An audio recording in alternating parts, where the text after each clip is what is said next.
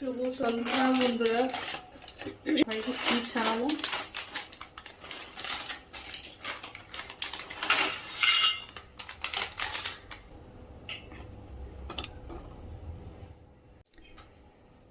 প্রায় অনেকদিন পরে চিপসটা খাওয়া হচ্ছে।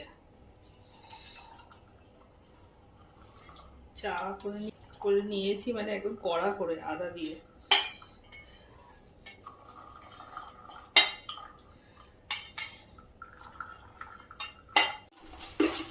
আমি না চিনি দিয়ে চা ফোটাই না, তার কারণ আছে।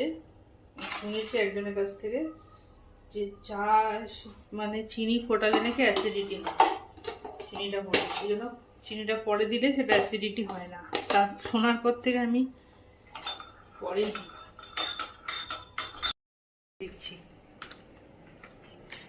নে চা নে।